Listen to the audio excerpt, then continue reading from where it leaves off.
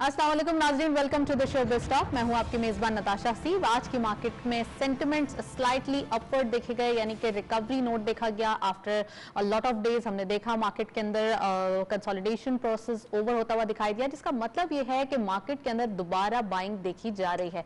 अब जबकि earning season है तो यहाँ पर भी एक पॉजिटिविटी देखी जा रही है और जो रिजल्ट आने हैं, अर्निंग्स रिजल्ट आने हैं, वो बहुत पॉजिटिव आने हैं। तो ये तमाम चीज़ें मार्केट के अंदर एक कंपाइल होकर एक ज़बरदस्त कॉम्बो क्रिएट कर रही हैं, जिसका इंपैक्ट हम देखेंगे पॉजिटिव डायरेक्शन में जाएगा। और आज हमने कुछ ईएनपी सेक्टर की अगर ओजीडीसी की इंडिविजुअली बात करें तो यहाँ भी बहुत पॉजिटिव सेंटिमेंट्स देखे, क्योंकि एक रूमर से कुछ रिकवरी हुई है वजीरिस्तान की तरफ, तो ये भी एक इंपैक्ट था। लेकिन ये तमाम चीजें एक तरफ मार्केट की परफॉर्मेंस की बात करें तो यहाँ पे कंसोलिडेशन से आगे बढ़ती हुई मार्केट दिखाई दे रही है। फाइनली फर्स्ट सेगमेंट की तरफ चलते हैं।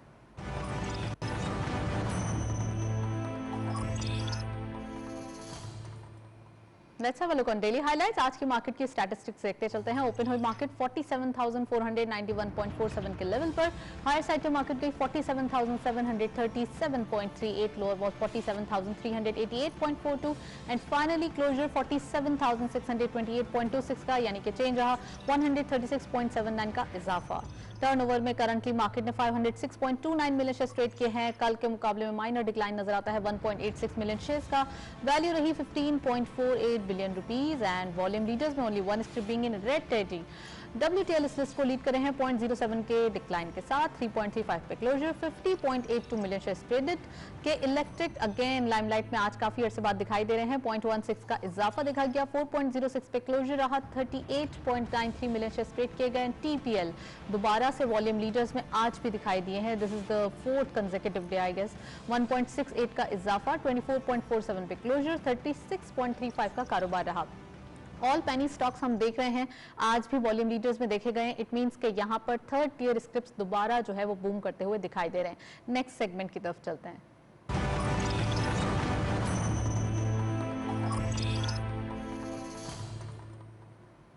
टॉपिक ऑफ द डे में आज हम बात करने वाले हैं इकोनॉमिक ग्रोथ के बारे में। खासकर अगर ग्रोथ की बात करें, इंडस्ट्रियल एरियाज बहुत ज़्यादा मैटर करते हैं, खासकर साइट जैसा एरिया जो कि तमाम चीज़ों में हम देखते हैं इंडस्ट्रीज़ का रोल दिखाई देता है।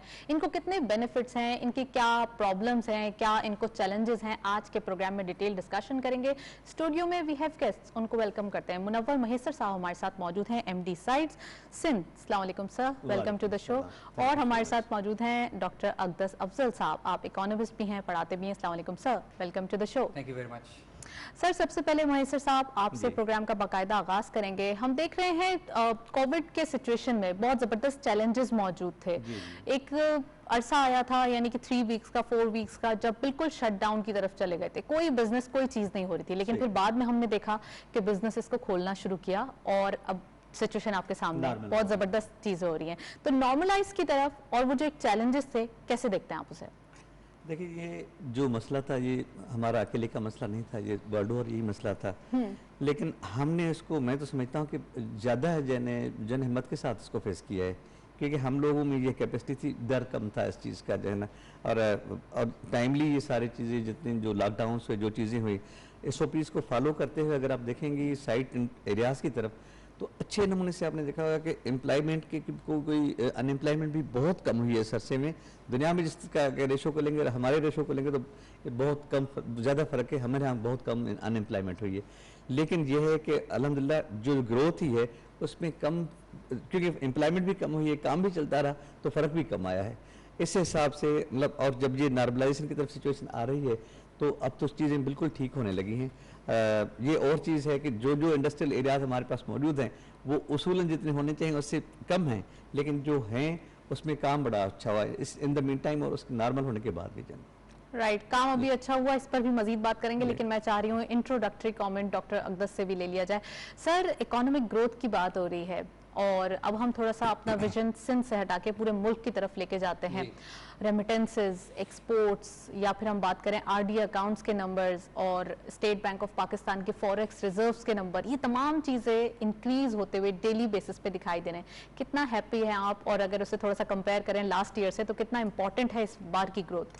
Thank you for the invitation Natasha. पहले तो मैं ये कहूँगा कि देखें, लास्ट ईयर से जो कंपैरिजन है इकोनॉमिक परफॉर्मेंस का, I think that's not fair. इसकी वजह ये है कि in terms of economic growth ये जिसको स्टेटिस्टिक्स में कहते हैं आउटलायर, इकोनॉमी बंद थी, तो अगर आपने उसका कंपैरिजन करना है तो उससे पिछले साल में जाना पड़ेगा। हैविंग सेड दैट, मैं ये कहूँगा कि कुछ जो पॉजिटिव न्यूज़ आ रही थी पाकिस्तान की इकोनॉमी के हवाले से, स्पेशली पहले फिस्कल ईयर के हाफ फिस्कल ईयर में, वो अब लग रहा है कि हम फिर से करंट अकाउंट डेफिसिट की जानिब जा रहे हैं, और बहुत से लोगों ने इसकी तरफ इशारा भी किया था। तो मुझे लग रहा है कि हम फिस्कल ईयर को क्लोज करने जा रहे हैं, हालांकि अभी जून के नंबर्स नहीं आए, लेकिन मुझे लगता है ऐसा ही है कि तकरीबन 1% ऑफ GDP का करंट अकाउंट डेफिसिट होगा।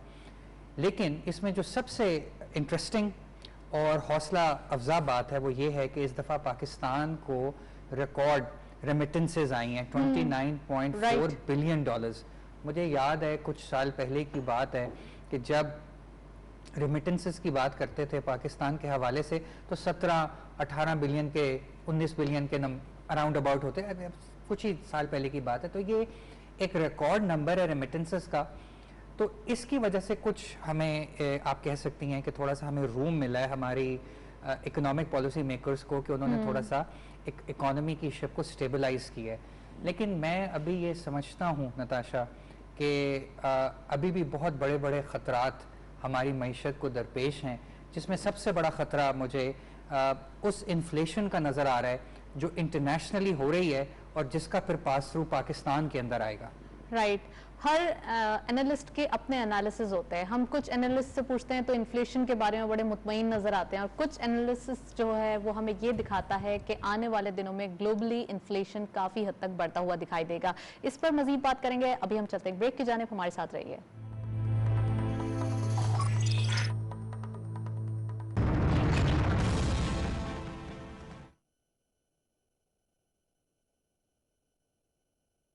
Allahu Akbar, Allahu Akbar, Allahu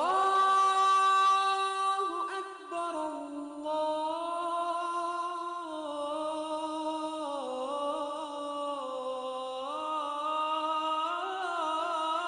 Akbar.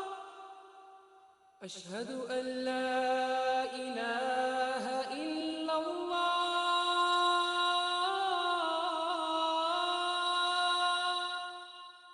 أشهد أن لا إله إلا الله. أشهد أن محمد رسول الله.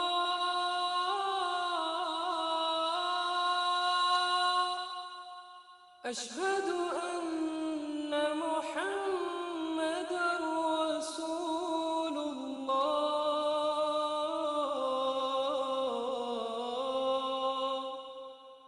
حي على الصلاة.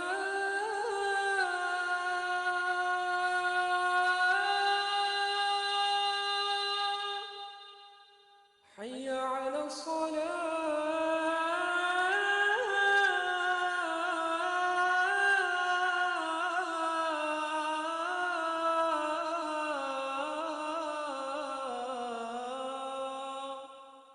حي على الفلاح.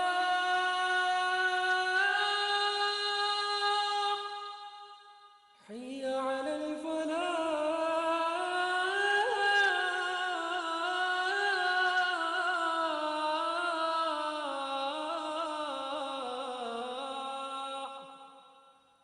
الله أكبر، الله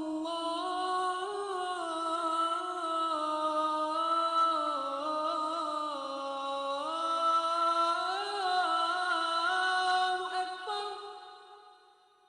لا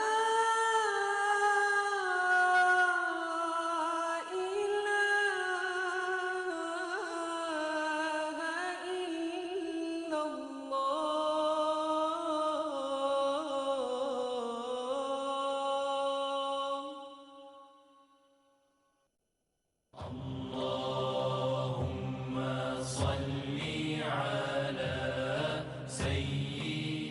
हज़रत अब्दुल्लाह बिन उमर रज़ी अल्लाह ताला अन्हु से रिवायत है कि नबी करीम सल्लल्लाहु अलैहि वसल्लम ने फरमाया, मुसलमान वो है जिसकी ज़बान और हाथ से दूसरे मुसलमान महफूज रहें।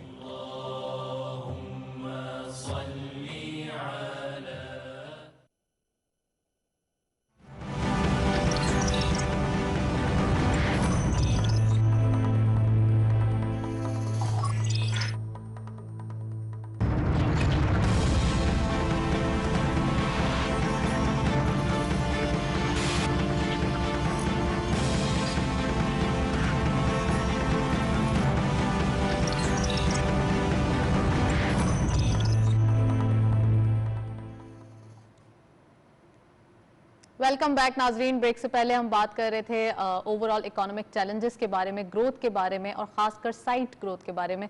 हमारे साथ गेस्ट मौजूद हैं, उनसे मजीद बात करेंगे। डॉक्टर साहब से बात कर रहे थे, मैं महेसर साहब से पूछते चलती हूँ। सर, साइट की ग्रोथ या साइट का रोल इंडस्ट्रियल लेवल पे होता क्या है एक्चुअली, प्लीज़ ये हमारे व्यूअर्स को बताइए। देखिए, इंडस्ट्रियलाइजेशन तो एक रीढ़ की हड्डी की हैसियत रखता है, लेकिन हमारे यहाँ बदकिस्मती से इसकी स्लो ग्रोथ रही है। मसलन 1946 में अगर साइट बनती है कराची में तो उसके कई सालों तक कहीं और पे नहीं बनती है। 1950 हैदराबाद बनती है, फिर सखर में बनती है, तो 73 में बनती है जाके।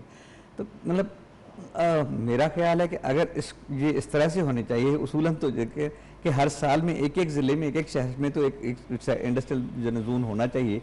इस वक्त सूरत हाल बहुत तब्दील होती है अगर इस तरह से हो जाता है, क्योंकि इंडस्ट्रियलाइजेशन का एम्प्लॉयमेंट से डायरेक्ट मतलब जो है प्रोपोर्शन है। अगर हर शहर में आप इंडस्ट्रियलाइजेशन जोन बना देते हैं, इसका मतलब है कि उसमें आप ऑटोमेटिकली उसमें एम्प्लॉयमेंट जनरेट करते हैं, फिर सरकारी नौकरियों की तरफ लोग कम आते हैं। जनरली होता है कि हमारे माशरे में होता है कि लोग इंतज़ार में होते हैं कि जी सरकारी नौकरी कहीं से कहाँ से निकलती है और हम आते हैं। अब क्योंकि जो है ना कितनी आपकी सरकारी नौकरी हो सकती हैं, लेकिन इंडस्ट्रियलाइजेशन में, इंडस्ट्रीज़ में तो आपकी बहुत यानी मैक्सिमम गुंजाइश हो सकती है ना। उसमें आपके पढ़े लिखे नौजवान MBA पास, MBA और ये जितने लोग हैं ना, इवन टेक्निकल ग्रेजुएट जो इस तरह से बी केमिकल इस तरह से लोग आ सकते हैं। फार्मास्यूटिकल इंडस्ट्रीज़ है, कहीं कोई गारमेंट इंडस्ट्री है, कहीं पर और है। तो ये बदकिस्मती से इतना हुआ नहीं है नताशा जितना होना चाहिए था। अब तक नहीं हुआ। आप समझते हैं खाली सिंध प्रोविंस में नहीं हुआ या डिफरेंट प्रोविंस को भी आप जो है वो अबाउट अदर प्रोविंसेस, लेकिन सिंध में इस तरह से जो है ना ये जो मतलब अभी हो रहा है, अभी लाड़काना जोन हुआ है, अभी सखर का फेज 2 शुरू हुआ है, अभी हैदराबाद का फेज 2 शुरू हुआ है, नूरियाबाद का फेज 2 शुरू हुआ है। लेकिन ये जो है ना इससे पहले डिले क्यों हो जाते हैं कामों में? इन कामों के बारे में पहले भी सोचा जा सकता था। प्रोविंशियल गवर्नमेंट की बात हो रही है तो वो तो एग्जैक्टली आपकी बात सही है। लेकिन आपको पता है जब ये 80s के दौर में, ये खासतौर पर उन्हीं अदवार में जब लैंड आर्ट की सिचुएशन होती है ना, अफगान वार हुई तो उसका डायरेक्ट असर वहाँ पे जहाँ पे भी हो गया, और इतने लैंड आर्ट का इशू हो गया कि जो इन्वेस्टर्स थे वो इन्वेस्ट करने के लिए तैयार ही नहीं थे। मेरा ख्याल ये भी एक जो रीज़न था हमारी इंस्टालेशन न होने का, तो ये भी था कि लैंड आर्ट की सिचुएशन इतनी कोई यानी जो है सुटेबल नहीं थी जो आजकल हो रही है वैसे। राइट, लॉ एंड ऑर्डर की सिचुएशन अब बहुत हद तक बेहतर नजर आती है और अब जो है वो सिचुएशन है कि इन्वेस्टर्स हाँ उसको इन्वेस्ट करने के लिए तैयार हैं। देखें लाड़काने में अब कर रहे हैं। अब मैं तो कहता हूँ कि हर छोटे बड़े शहर में होनी चाहिए ना इस तरह से। अगर आप समझते हैं जितना अभी हो रहा है वो काफी है, उससे मुतमईन है या फिर मजीद हो रहा है वो बहुत कम है? इससे कम होना चाहिए सर, काम कितना कम से कम एक जो टाउन कमेटी है ना, एक जो म्यूनिसिपल कमेटी है ना, हर टाउन कमेटी, मुल्क की हर टाउन कमेटी, हर म्यूनिसिपल कमेटी में एक इंडस्ट्रियल जोन होना चाहिए। तब जाके आप केटर करेंगे लोगों के देखें प्रोडक्शन आपकी होगी और आप पूरी जो है ना ये जैसे कर रहे हैं सर ना, वो प्रोडक्शन का जो है ना ये आपकी GDP सारी चीज़ें जो है ना इसी तरह से अपलिफ्ट हो सकती हैं कि एटलीस्ट जो है ना मैक्सिमम तवज्जो जो है इंडस्ट्रियलाइजेशन पे देनी चाहिए। इंडस्ट्रियलाइजेशन होगी तो एम्प्लॉयमेंट जनरेट होगी, अनएम्प्लॉयमेंट से छुटकारा होगा और पॉवर्टी एलिवेशन होगी। बिल्कुल राइट। सर, इसके साथ साथ जो चैलेंजेस हैं वो भी अपनी जगह पे हैं। अभी इतना छोटा काम होने के बावजूद इसमें बहुत सारे चैलेंजेस हैं, तो उसके बारे में भी प्लीज बताइए। चैलेंजेस तो है ना, देखिए चैलेंजेस इस तरह की भी हैं कि गैस क्राइसिस हो जाती है।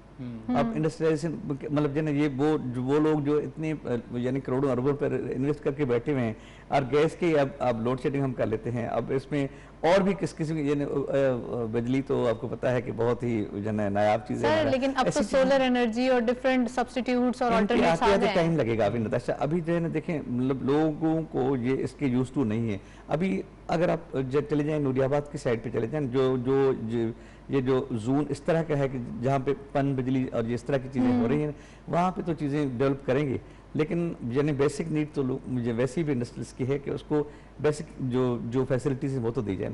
इंफ्रास्ट्रक्चर की बात अगर हो रही है तो अल्हम्दुलिल्लाह अभी ये जो साइट कराची है 1000 मिलियन की एक स्कीम अभी आई है जो इसके इंफ्रास्ट्रक्चर के लिए आई है। Right. अब हाँ, ये इस तरह से कोटड़ी में, इस तरह से हैदराबाद में आई है, लेकिन इसके लिए अभी और भी चाहिए, मतलब जो है ना इसको इंफ्रास्ट्रक्चर की भी बात करेंगे, लेकिन मैं डॉक्टर साहब से कमेंट लेते चलूं। सर, इंडस्ट्रियल डेवलपमेंट की बात हो रही है, ओवरऑल इकोनॉमिक डेवलपमेंट की बात करें अगर, तो कितना इम्पोर्टेंट है इस टाइम पे जब पॉलिसीज देखी जा रही हैं और प्रॉपरली पॉलिसीज के बारे में सोचा भी जा रहा है और टाइमली डिसीजंस भी लिए जा रहे हैं, तो कितना इम्पोर्टेंट है डेवलपमेंट के बारे में भी सोचना मुल्क के लिए? देखें, ऑफ कोर्स डेवलपमेंट के बारे में सोचना बहुत इम्पोर्टेंट है, और हमारे जो पॉलिसी मेकर्स हैं, जो रिप्रेजेंटेटिव्स हैं, जो एडमिनिस्ट्रेशन गवर्नमेंट है, आई एम श्योर कि उनका बहुत सा वक्त इन चीज़ों के बारे में सोचने में गुजरता है। लेकिन मैं ये समझता हूँ कि आपके फोरम पे मैं ये बात भी बताना चाहता हूँ कि देखें, आने वाले वक्तों में मुझे 3 बहुत बड़े चैलेंजेस नज़र आ रहे हैं पाकिस्तान की इकॉनमी के लिए। राइट। नंबर 1 कोविड, जैसे कि आपने देखा, लोग समझ रहे हैं कि हमने उससे सक्सेसफुली डील कर लिया, लेकिन नए वेरिएंट्स आते चले जा रहे हैं। बहुत से हमारे लीडरशिप ने 4th वेव की बात भी की है। बिल्कुल। हाल ही में आज या कल यस्टरडे जो भी इंडोर डाइनिंग वगैरह खुली हुई थी उसको दोबारा बंद किया जा रहा है। तो आई थिंक अगर हमने इकोनॉमिक ग्रोथ करनी है, उसमें एक बहुत बड़ी कंडीशन है वैक्सीनेशन प्रोग्राम की सक्सेस। तो आई थिंक हमें वैक्सीनेशन प्रोग्राम की सक्सेस की तरफ जाना है, लोगों के लिए इंसेंटिव्स क्रिएट करने हैं कि वहाँ पे कोई वैक्सीनेशन हेसिटेंसी ना हो, और जो पहले दिनों में जो सप्लाई लाइन डिस्ट्रप्शंस आई हैं वैक्सीन में, ये नहीं आनी चाहिए। I think we need to do a better job at planning, number 1। तो ये एक बहुत बड़ा मुझे चैलेंज नजर आ रहा है इकोनॉमिक ग्रोथ के हवाले से, क्योंकि आपने पूछा वैक्सीनेशन की बात की। जी सर, वैक्सीनेशन की बात करें, लेट हिम कंप्लीट। राइट। तो दूसरी चीज मैं कहना चाहता हूँ, हमारी जो इमीडिएट नेबरहुड है जिसमें ये कंट्री है, आपको पता होगा कि हाल ही में उसमें बहुत बड़े चेंजेस आ रहे हैं। तो आई थिंक हमारे पॉलिसी मेकर्स जो इन चीज़ों को देखते हैं, उनको उन चीज़ों की तरफ नज़र रखने की ज़रूरत है, बिकॉज अगर हमारी नेबरहुड में काम बहुत ज़्यादा ख़राब होता है, इससे हमारी इकोनॉमी, इकोनॉमिक ग्रोथ और सोसाइटी के ऊपर बहुत ज्यादा असरात मुरतब होंगे। For example, you are talking about international political instability. हम अपनी नेबरहुड की बात कर रहे हैं जी, जो हमारी एक नेबरिंग कंट्री के अंदर आजकल वायलेंस बढ़ता चला जा रहा है। आप ये भी देखेंगी कि इससे एक बहुत बड़ा रेफ्यूजी प्रॉब्लम क्रिएट हो सकता है। बिल्कुल सर। और जब वो रेफ्यूजीज यहाँ का रुख करेंगे, और अल्लाह ना करे कि उनको यहाँ का रुख करना पड़े, तो this will put our administration and our government and our society in a very difficult position, क्योंकि हम ये चाहेंगे कि हम ऐसे लोगों की तरफ मदद का हाथ बढ़ाएं। एक तरफ इंसानियत है, दूसरी तरफ अपना कंट्री है, और दूसरी तरफ दूसरे प्रॉब्लम्स हैं। हाँ। जो उन सिटीज में आते हैं जहां पे एक बहुत बड़ी रेफ्यूजी पॉपुलेशन आ जाती है। तो I think this needs to be looked at immediately.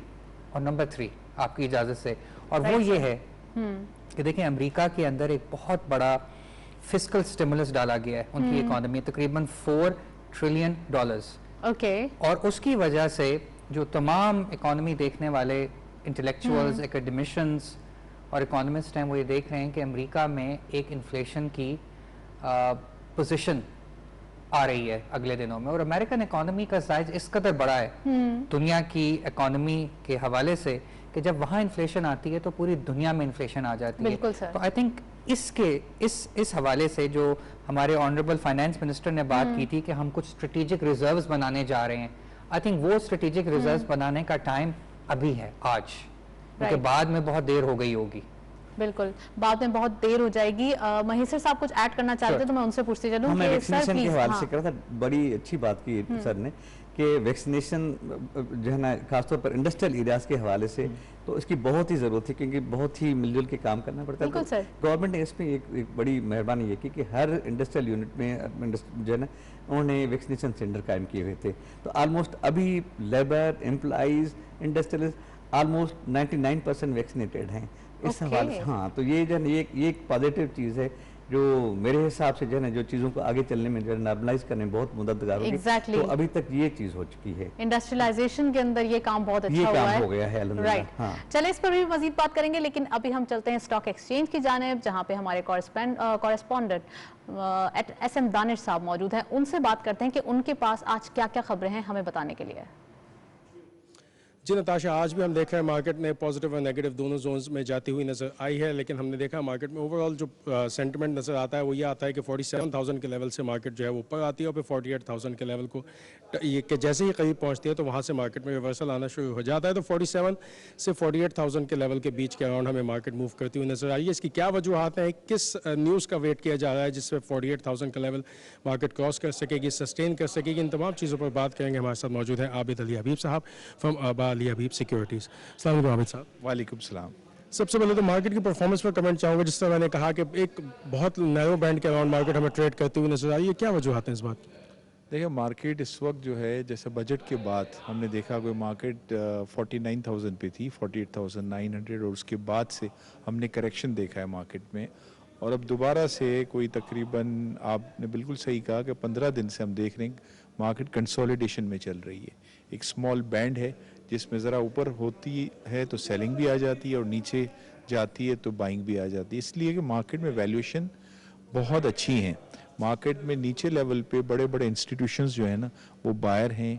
Market में फॉरेनर्स का दोबारा से इंटरेस्ट डेवलप हो गया है, ख़ास तौर पे बजट में जिस तरह हुकूमत ने जो है बहुत पॉजिटिव बजट दिया, सारी इंडस्ट्रीज़ के फ़ायदे की बातें हुई हैं इसमें।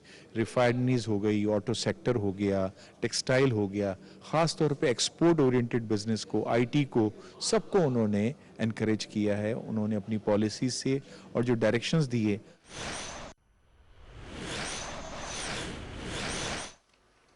बराह रास्त आपको क्वेटा लेकर चल रहे हैं। वज़ीर आला बलूचिस्तान जाम कमाल खान एक तकरीब से इज़हार ख्याल कर रहे हैं। और उस ज़माने के सदर आए थे, उन्होंने तख्ती लगाई और लोगों ने बोला कल काम शुरू होगा। इस गवर्नमेंट में आके शुरू हुई। ये 7 साल बाद, 6 साल बाद जोब का, जिसे हम वेस्टर्न कॉरिडोर, जिसे बलूचिस्तान के लिए बड़ी अहमियत का रोड हम कहते हैं, ये अभी आके शुरू हुआ। सरियाब रोड किस ज़माने में पता नहीं बना होगा, अभी आके शुरू हुआ है। Link Badini road, radio Pakistan road, Patel road, Sabzal road, western bypass road, cancer hospital, heart hospital नया, कोयटा के लिए स्पोर्ट्स कॉम्प्लेक्सेस हों, पार्क्स हों, बाकी सारी चीज़ें हों।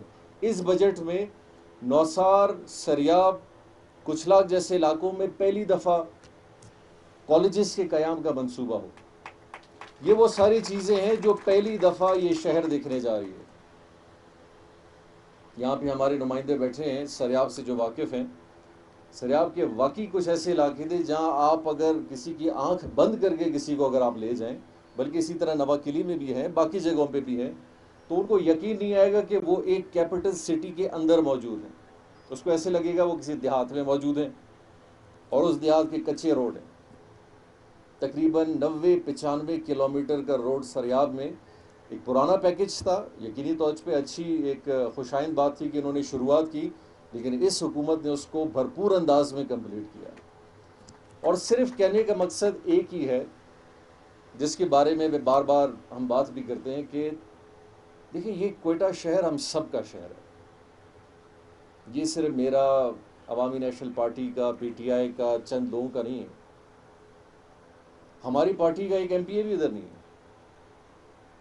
और जो भी अगर हम चाहते, यकीनी तौर पे जो हम जीते हुए हजरात आए हैं, सिवाय एएनपी की नुमाइंदगी है, हज़ारा डेमोक्रेटिक की है, इसके अलावा पीटीआई की नुमाइंदगी है, अक्सरियत जो हमारे यहाँ एमपीएज है वो मुखालिफिन हैं, अपोजिशन जमात के हैं। लेकिन हम अपोजिशन जमातों के हलकों में काम उससे भी ज़्यादा कर रहे हैं जो शायद अपने हलकों में भी हम नहीं कर रहे।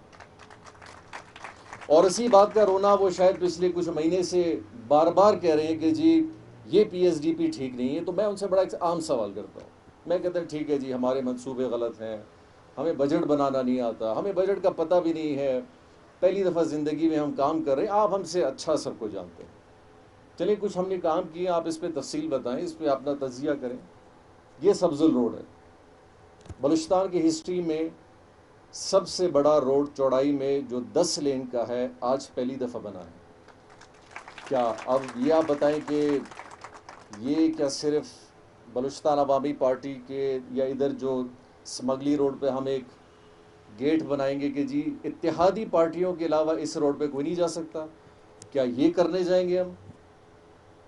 क्या यहाँ जो स्पोर्ट्स कॉम्प्लेक्स बनेंगे क्या उसमें सिर्फ हमारे लोग जाके खेलेंगे? क्या ये कैंसर हॉस्पिटल और जो बच्चों का कैंसर हॉस्पिटल है, क्या इसमें सिर्फ इलाज हम कराएंगे? क्या आज हमारा एंडाउमेंट फंड जो कैंसर के 1400 पेशेंट पूरे बलूचिस्तान में जिनका इलाज हुआ है, क्या ये सब हमसे मुंसलिक हैं?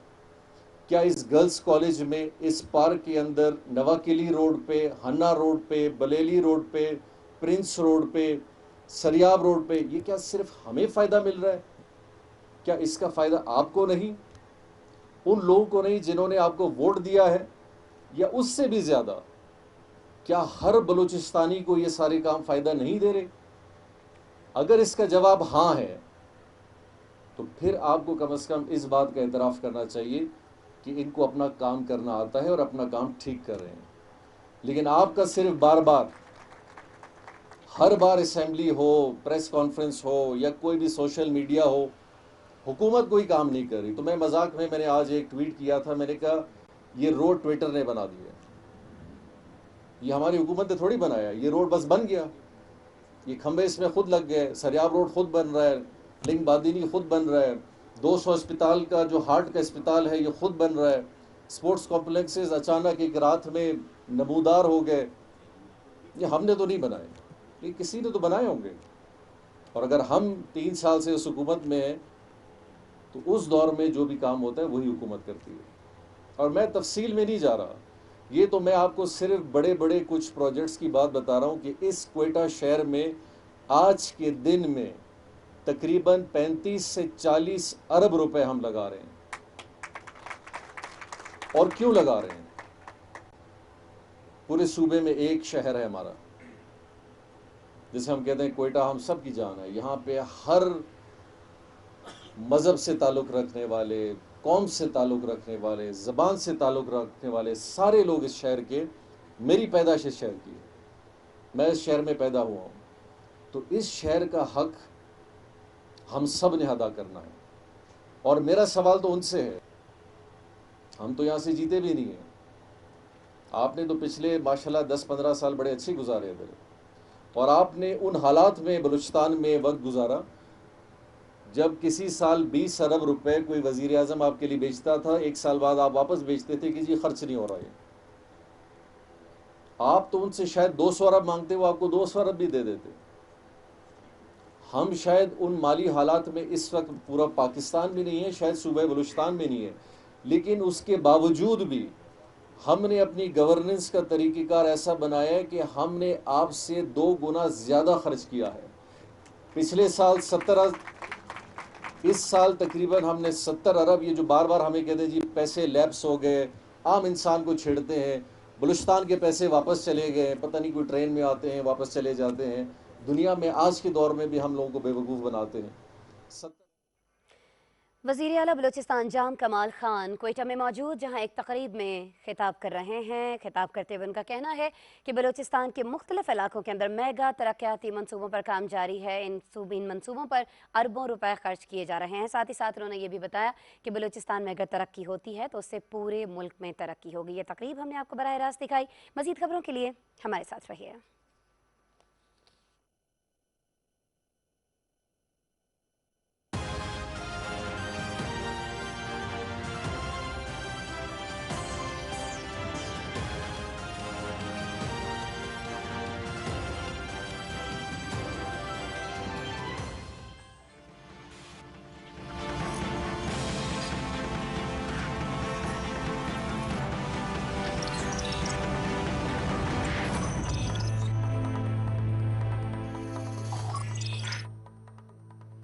वेलकम बैक नाजरीन। ब्रेक से पहले हम बात कर रहे थे पाकिस्तान स्टॉक एक्सचेंज की परफॉर्मेंस की। डॉक्टर अकदस साहब हमारे साथ मौजूद हैं, महेसर साहब हमारे साथ मौजूद हैं, उनसे मजीद बात करेंगे।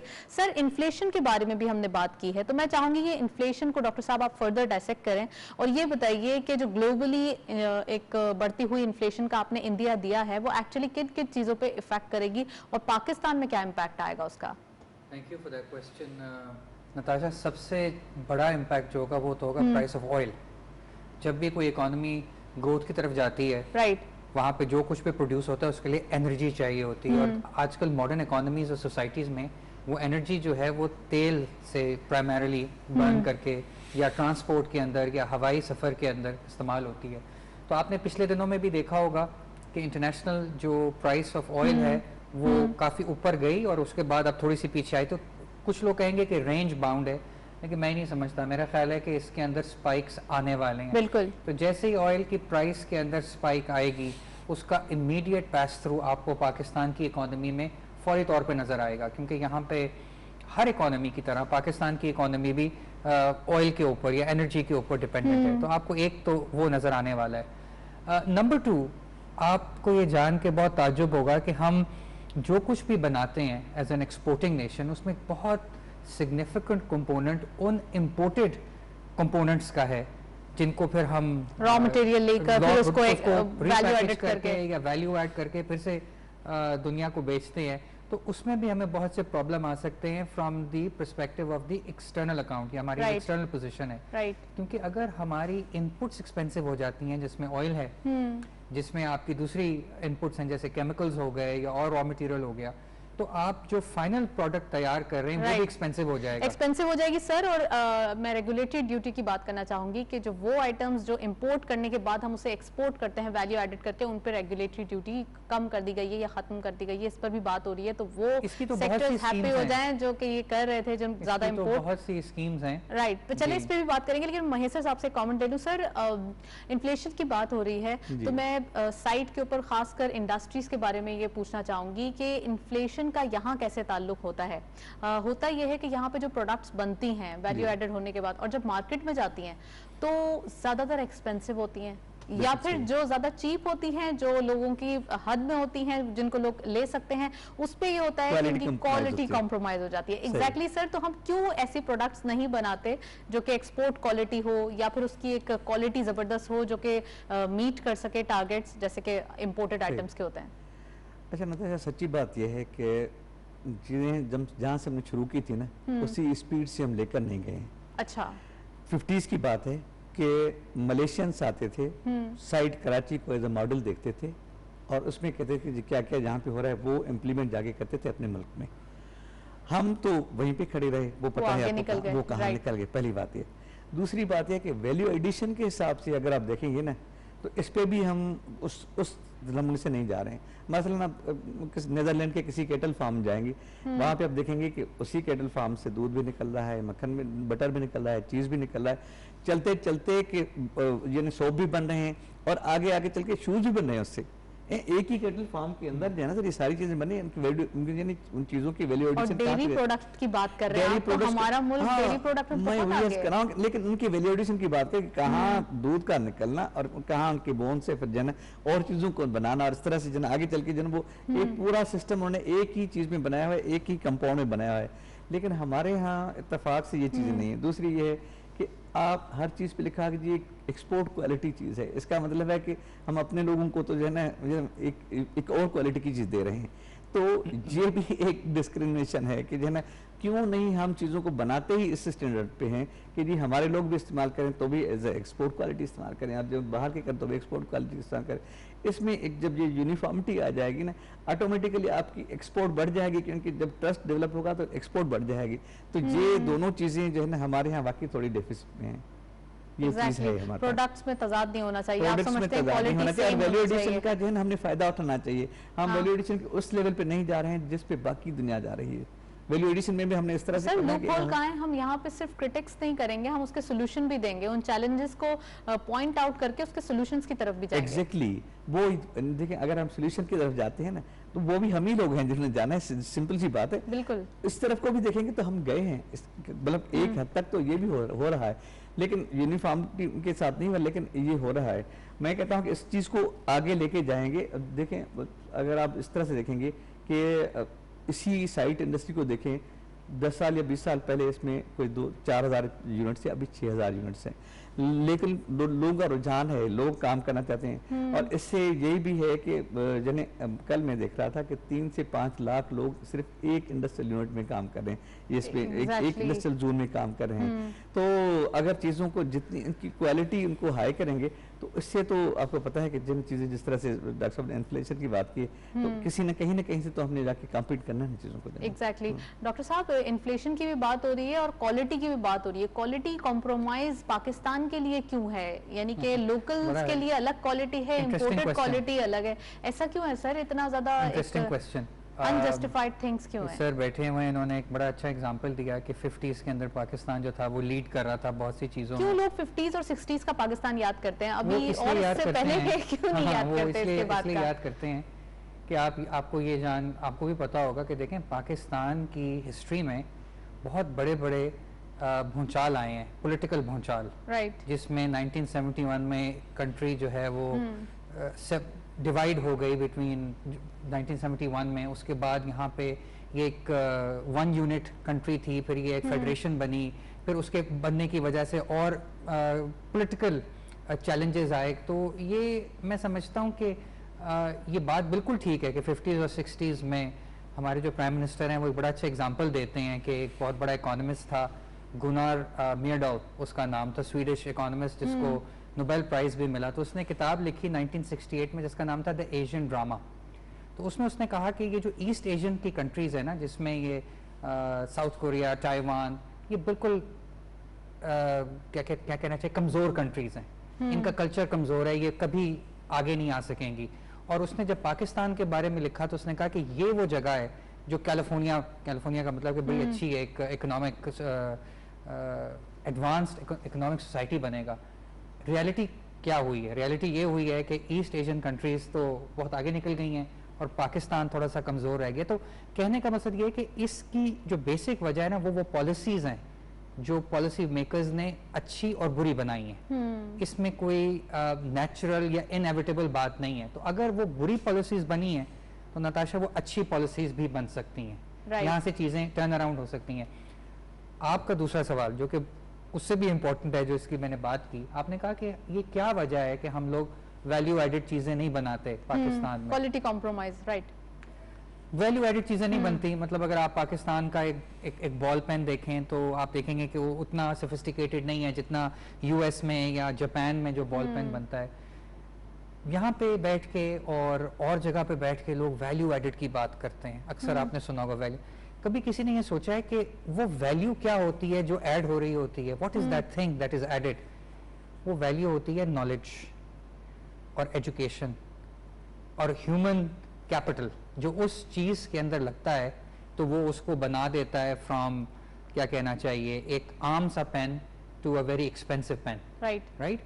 तो वो जो वैल्यू हम ऐड नहीं कर पा रहे अपनी चीज़ों के अंदर, उसकी बेसिक रीज़न ये है एजुकेशन। पाकिस्तान में ह्यूमन कैपिटल में, एजुकेशन में, जैसे आपने कहा, और क्वालिटी ऑफ एजुकेशन में हम बहुत पीछे रह गए हैं दुनिया के अंदर, हम बहुत पीछे रह गए। आखिरी पॉइंट, मैं रिसेंटली एक रिपोर्ट पढ़ रहा था, मैं अखबार के लिए कॉलम लिख रहा था, उसके लिए मैं कुछ रिसर्च कर रहा था, और एक वर्ल्ड इकोनॉमिक फोरम की रिपोर्ट थी जो बता रही थी कि एजुकेशन मोबिलिटी में, यानी कि अगर आप किसी इंसान को देखें एंड कंपेयर कि उसके वालिदैन की एजुकेशन कितनी थी। आई मीन जनरली सोसाइटीज़ में ये होता है कि आपकी एजुकेशन आपके वालिदैन से ज़्यादा होती है, सो कहते हैं एजुकेशन में सोशल मोबिलिटी। आपको ये जान के बड़ी हैरानी होगी कि पाकिस्तान इस चीज़ में, एजुकेशन की सोशल मोबिलिटी में, it's in the last 10 countries in the world. तो क्योंकि हमारा फोकस नहीं है ना जी एजुकेशन के ऊपर। मतलब आप देखें कि पाकिस्तान में 25 मिलियन बच्चे आर आउट ऑफ स्कूल। ये वो बच्चे हैं जिनको स्कूल में होना चाहिए। तो असल इशू जो है ना ऑफ द डे, चले गुफ्तगू ड्रैग हो रही है सर, हम पॉइंट से बहुत दूर जा रहे हैं, तो मैं चाहूंगी कि महेश साहब भी ऐड करना चाह रहे हैं, प्लीज सर। वो ये है कि आपने कहा ना कि क्रिटिसाइज की तरफ नहीं जाना चाहिए, हम सोल्यूशन की तरफ जाना चाहिए। लेकिन मैं कहता हूँ हमें क्रिटिसाइज की तरफ जाना चाहिए, क्योंकि ये फैक्ट है। अगर हम कहेंगे कि सारा जो है ना दूध और शहद की नए जो है ना नहरें बह रही हैं, तो ये और हमारे नुकसानकारक है। हमने पहले चीज़ों को आइडेंटिफाई जरूर करना चाहिए कि ये यहाँ पे गलती है और हमें इसको एडमिट भी करना चाहिए, फिर आगे जाना चाहिए। राइट। सर, मैं इंडस्ट्रीज के हवाले से एक क्वेश्चन पूछना चाहूंगी। कभी कभार ऐसा होता है कि इंडस्ट्रीज बड़ी जबरदस्त चल रही होती है, फ्लरिश हो रही होती है, बड़े अच्छे लोग काम कर रहे होते हैं, मजदूर लेबर जो उनके होते हैं, शिफ्ट वाइज काम होता है। अचानक क्या होता है कि शट डाउन हो जाता है और लोग बाहर खड़े रह जाते हैं। अक्सर साइट्स में ऐसी इंडस्ट्रीज के साथ बहुत हुआ है। सर, उन इंडस्ट्रीज के लिए क्या कानून है, क्या उनके लिए आप लोगों ने कोई जो है वो एक चेक एंड बैलेंस रखा हुआ है? अच्छा नतीजा, इंडस्ट्रीज 3 किस्म की है ना। एक होती है साइट, जिसको मैंने कहा कि ये स्टेट स्पॉन्सर्ड होती हैं। दूसरी होती है प्राइवेट, जैसे कोरंग इंडस्ट्रियल एरिया है और इस तरह की एजेंसी। तीसरी होती है इकोनॉमिक जोन्स होती हैं। तो ये 3 किस्म के इंडस्ट्रियल एरियाज होते हैं। अब हर एक की जो उनकी कंट्रोलिंग और कमांडिंग अथॉरिटी और जो उनको जो रेगुलेशन रूल्स वाले अलग अलग से होते हैं। ये चीज़ जो स्टेट स्पॉन्सर्ड है इसमें बहुत कम होती है, और क्योंकि जो है ना इसके पहले से ही उसके मगर होती है, कम होती है मगर होती है। बिल्कुल सही कह रहे हैं, मगर होती है। वो इसलिए होती है कि देखें ना, ये अगेन मैं उसी चीज़ पे आऊँगा जो लेक ऑफ एजुकेशन है ना, कि कोई बंदा, एक बंदे का राइट है तो अगला देने वाला तैयार नहीं उसको उसके राइट्स।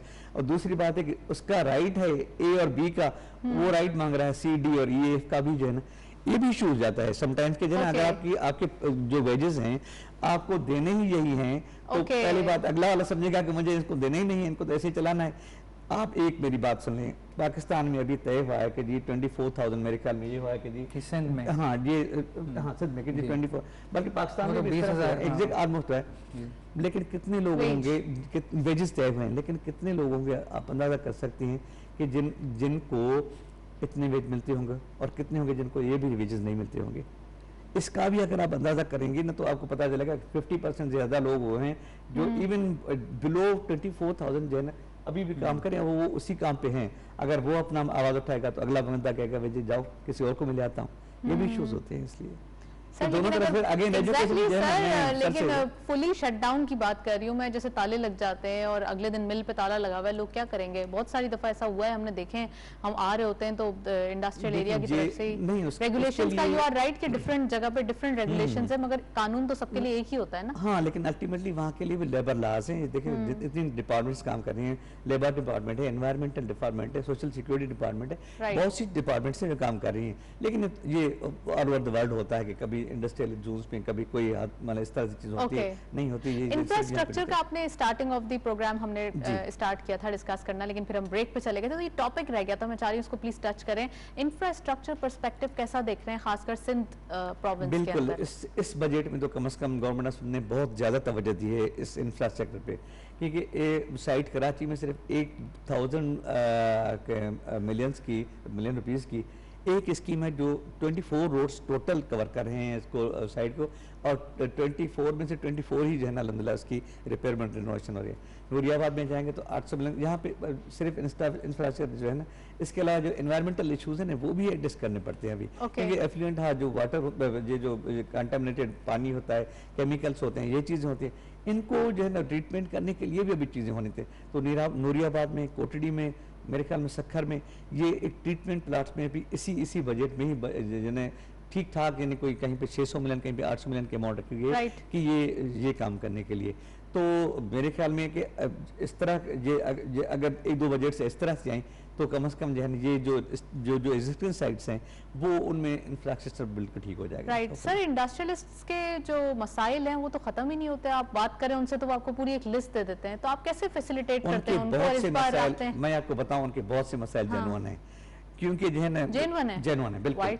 वो इसलिए जेन्युइन है, देखिए ना, एक इंडस्ट्रियल से उसके भी तो राइट्स हैं ना, उसके राइट्स ये हैं कि जी उनको फ्री काम करने दिए जाए, उनको जन बिल्कुल ही किसी ऑब्स्टेकल के, जैसे आपने कहा कि हड़ताल ये फलां काम, उनको इंफ्रास्ट्रक्चर चाहिए, उनको अभी तो आपने इंफ्रास्ट्रक्चर के बारे में बात की, मैं वही कह रहा हूँ कि वो ये मैंने बात की है, लेकिन वो पाइपलाइन में जो और जो जहाँ पे है वहाँ पे नहीं करना चाहिए, लेकिन जहाँ पे मैंने उनके राइट्स की बात की है, मैंने ये नहीं कहा कि उनको नहीं दिए गए हैं, लेकिन जहाँ पे उनको महसूस करेंगे ये चीज नहीं है तो उनको चीखना पड़ेगा। चीखने से बगैर तो यहाँ में काम होता नहीं है।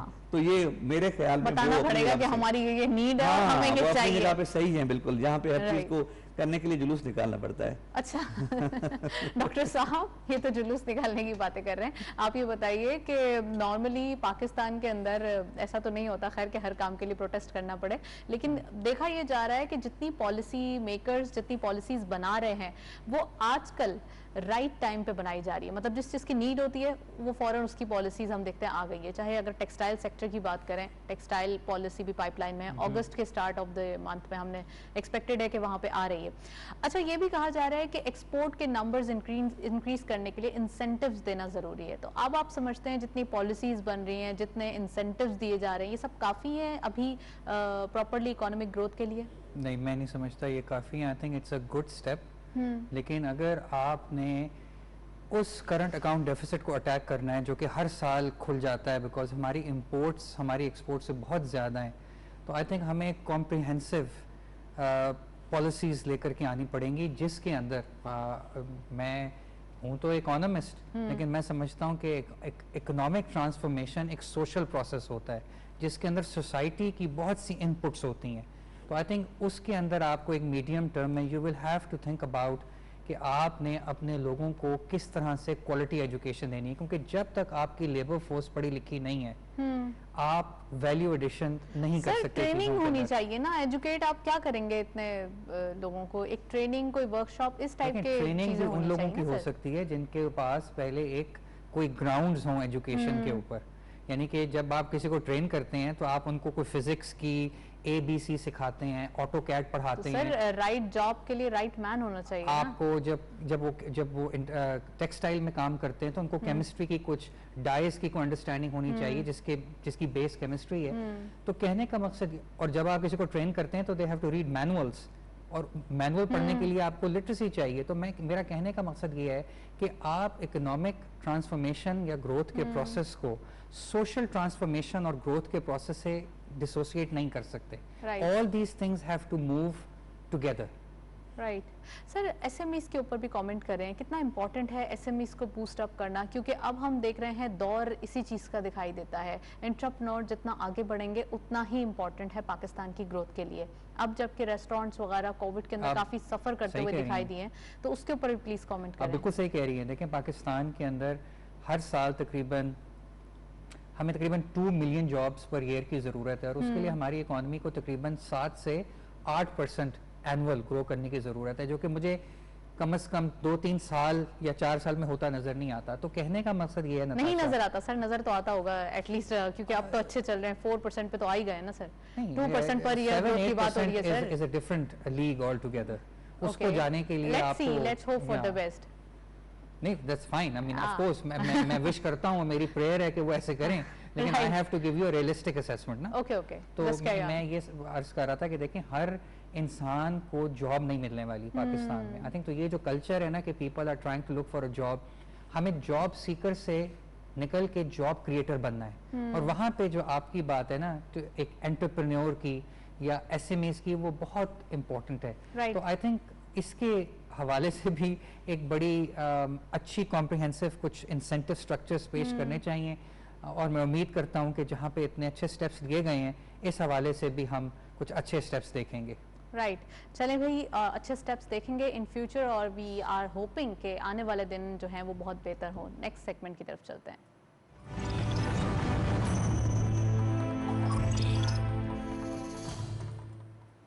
कमोडिटीज ऑफ फॉरेक्स के लेटेस्ट अपडेट आज की मार्केट में देखते चलते हैं। गोल्ड की पर तोला प्राइस 1,08,800 रुपीज़। यहाँ पे कुछ डाउनफॉल दिखाई देता है। गोल्ड पर टाइम ग्राम 93,278 रुपीज़। इंटरनेशनल गोल्ड एट पर आउंस $1,823.56। ऑयल WTI पर बैरल $73.13। ऑयल ब्रेंट क्रूड पर बैरल $74.76। करेंसीज में सबसे पहले यूरो बाइंग रही 185 rupees, selling was 187। UK pound buying रही 216.50, selling was 219 rupees.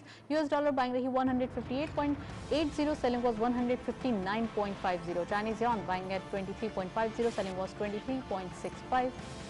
Saudi Riyal buying at 41.50, selling was 42 rupees. UAE Dirham buying at 42 rupees, selling was 42.60. Kuwait Dinar buying rahi 481.50, selling was 484 rupees. And lastly Omani Riyal buying rahi 392.50, selling was 394.50. ये था forex और commodities का latest update. Internationally oil price हम देख रहे हैं कुछ pause नजर आ रहा है आज के दिन में, और गोल्ड प्राइसेस जो है वो कुछ डिक्लाइन लोकल मार्केट की तरफ दिखाई दिया है। इट मींस के पर तोला प्राइस 1,09,000 की तरफ थी कल, और आज के दिन 1,08,000 एंड देयर अबाउट दिखाई देती है। That's all. प्रोग्राम को वाइंड अप करेंगे। डॉक्टर अकदस साहब हमारे साथ मौजूद है। थैंक यू सो मच, आपने प्रोग्राम में ज्वाइन किया। महेसर साहब आपका भी बहुत बहुत शुक्रिया, आप तशरीफ लाए।